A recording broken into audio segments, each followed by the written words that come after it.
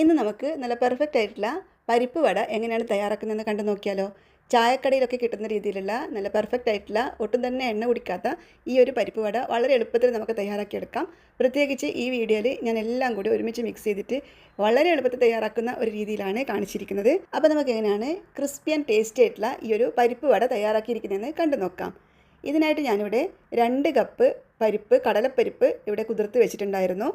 ഏകദേശം 2 മുതൽ 3 മണിക്കൂർ നേരത്തേക്ക് കുതിർത്ത് വെച്ചാൽ മതിയാകും. ഞാനിപ്പോൾ ഇതിവിടെ കടലപ്പരിപ്പ് വെച്ചിട്ടാണ് തയ്യാറാക്കിയിട്ടുള്ളത്.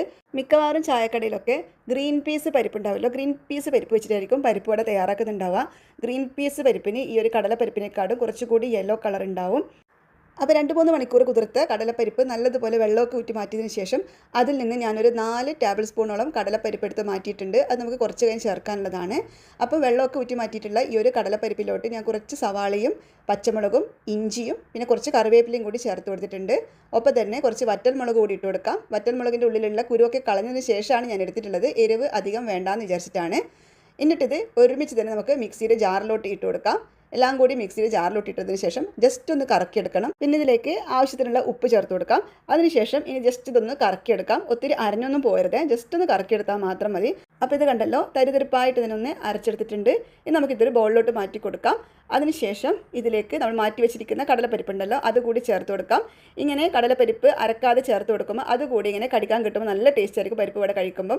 ഇനി ഇതിലേക്ക് കുറച്ച് കായത്തിൻ്റെ പൊടി കൂടി ചേർത്തിട്ട് എല്ലാം കൂടി നല്ലതുപോലെ ഒന്ന് മിക്സ് ചെയ്ത് കൊടുക്കാം. വളരെ ഈസി ആയിട്ടുള്ള റെസിപ്പിയാണിത്. എല്ലാം കൂടി ഇങ്ങനെ ഒരുമിച്ച് മിക്സ് ചെയ്തെടുക്കുന്നതുകൊണ്ട് തന്നെ വളരെ പെട്ടെന്ന് നമുക്ക് ഈ ഒരു പരിപ്പ് വട തയ്യാറാക്കി എടുക്കാം.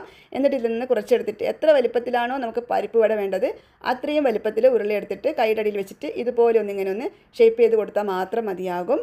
അപ്പോൾ ഇതിൽ ഞാൻ ചേർത്തിരിക്കുന്ന സവാളയാണ്. നിങ്ങൾക്ക് വേണമെങ്കിൽ ചെറിയ ഉള്ളി ചേർത്ത് കൊടുക്കാവുന്നതാണ്. അപ്പോൾ ഇത് കണ്ടല്ലോ, ഇങ്ങനെ ഒന്ന് ഷേപ്പ് ചെയ്തെടുത്തിട്ടുണ്ട്. അധികം കട്ടി വേണ്ട. എന്നിട്ട് ചൂടായ എണ്ണയിലിട്ടിട്ട് ഒന്ന് ഫ്രൈ ചെയ്തെടുക്കാം. എണ്ണ നന്നായിട്ട് ചൂടായതിനു ശേഷം മാത്രമേ എണ്ണയിലോട്ട് ഇട്ട് കൊടുക്കാവൂ. ലോ ടു മീഡിയം ഫ്ലെയിമിൽ അങ്ങനെ മെയിൻറ്റെയിൻ ചെയ്തിട്ട് വേണം നമ്മളിത് ഫ്രൈ ചെയ്തെടുക്കാനായിട്ട്. കാരണം പുറം ഭാഗം പെട്ടെന്ന് കളർ മാറിയാലും ഉള്ളിൽ ശരിക്കും വേവില്ല. അതുകൊണ്ട് പതുക്കെ ഒത്തിരി സമയം എടുത്തിട്ട് തന്നെ ഇത് ഫ്രൈ ചെയ്തെടുത്തോളൂ. ഇത് കണ്ടല്ലോ, ഈ ഒരു നല്ലൊരു ഗോൾഡൻ ബ്രൗൺ കളറാകുന്നവരെ ഒന്ന് ഫ്രൈ ചെയ്തെടുത്താൽ മാത്രം മതി.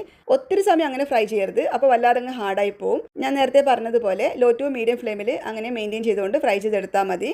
വളരെ എളുപ്പത്തിൽ തയ്യാറാക്കാൻ പറ്റുന്ന നല്ലൊരു റെസിപ്പിയാണിത്. എരിവുള്ള നല്ലൊരു പരിപ്പ് വടയാണിത്. എരിവിൻ്റെ അളവ് കുറക്കണം എന്നുണ്ടെങ്കിൽ ഇതിലേക്ക് വറ്റൽമുളക് ചേർക്കാതിരുന്നാൽ മതി. അപ്പോൾ ഇത് കണ്ടല്ലോ, ഇത്രയേ ഉള്ളൂ. വളരെ ഈസിയായിട്ട് തയ്യാറാക്കിയെടുക്കാം. എല്ലാവരും തീർച്ചയായിട്ടും ഒന്ന് ട്രൈ ചെയ്ത് നോക്കണേ. ട്രൈ ചെയ്ത് നോക്കിയിട്ട് നിങ്ങളുടെ അഭിപ്രായം ഫീഡ്ബാക്കായിട്ട് അറിയിക്കാൻ മറക്കരുത്. വീഡിയോ ഇഷ്ടപ്പെട്ടിട്ടുണ്ടെങ്കിൽ ലൈക്ക് ചെയ്യാനും ഷെയർ ചെയ്യാനും മറന്നു പോകരുത്.